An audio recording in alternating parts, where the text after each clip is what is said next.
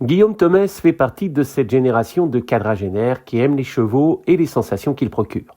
Cavalier dans l'âme, ce chef d'entreprise opticien de formation dispose d'un magasin en Alsace. Il s'est également associé avec un ami dans les cuisines de la conception à la vente.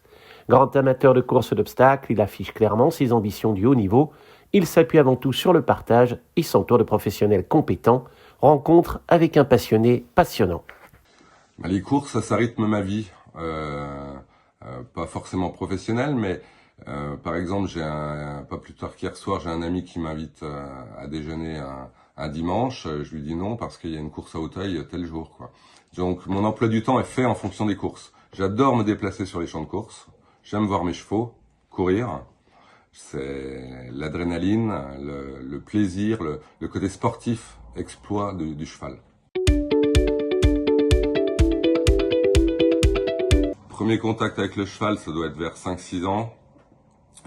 Poney Club, à Écourt, à côté de Nancy. Voilà, et c'est là que j'ai chopé la passion. Voilà. Donc de fil en aiguille, j'ai continué à monter. Concours hippique, jusqu'à un assez bon niveau, 1m35, 1m40. Et tout en étant dans une écurie, chez Monsieur Cournot, qui est un peu mon père spirituel. J'aime à l'appeler comme ça, parce que c'est vraiment lui qui m'a toujours conseillé dans le monde des chevaux. Donc à la fois concours hippique, et lui il avait déjà des chevaux de course, chez Gérard Paul Lévy à l'époque. Et donc durant les vacances ou le samedi matin, quand on n'avait pas cours, j'allais avec lui à l'entraînement, jusqu'à monter des chevaux à l'entraînement. Donc c'est vraiment lui, je dirais, qui m'a donné la passion des chevaux de course. Et la première gagnante, je m'en souviens très bien, c'est Kilfenora, qui avait failli gagner sa première course, mais battu nez par une jument à M. Macaire, qui s'est avérée être une bonne jument puisqu'elle a gagné groupe. Ensuite, c'était Styline. Et lors de la seconde course, donc Kilfenora a gagné. Et malheureusement, un petit problème de santé, elle a jamais revu un champ de course, quoi. Donc j'ai décidé de la faire pouliner.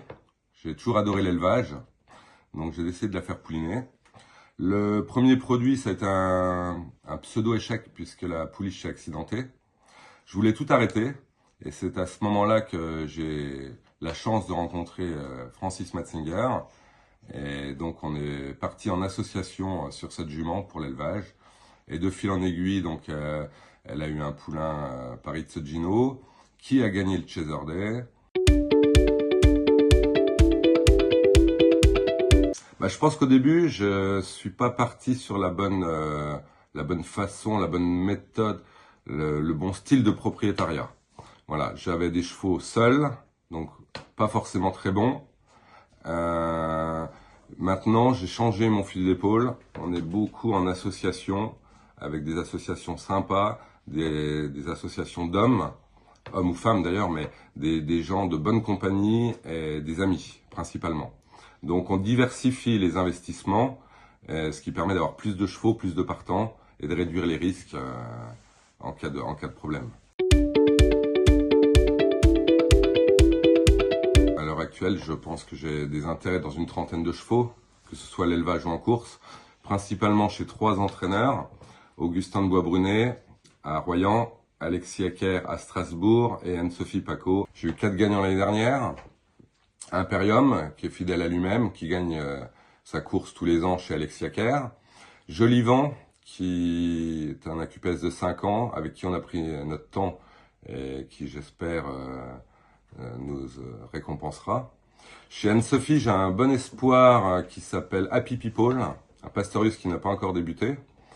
J'ai One Story qui vient de gagner. J'ai AL qui rentre et qui est une spécialiste de Clairefontaine. Donc on va la préparer pour cet objectif-là. Chez Augustin, j'ai un Saint-Cruz, un Saint-Dessin de la famille Dan-la-Cruz, qui devrait aussi débuter cette année. Le 9 mars, Guillaume a passé un cap dans sa vie de propriétaire grâce à la victoire de Caram le Rouge à Auteuil, un moment vécu avec ferveur et émotion. Magnifique, première victoire à Auteuil.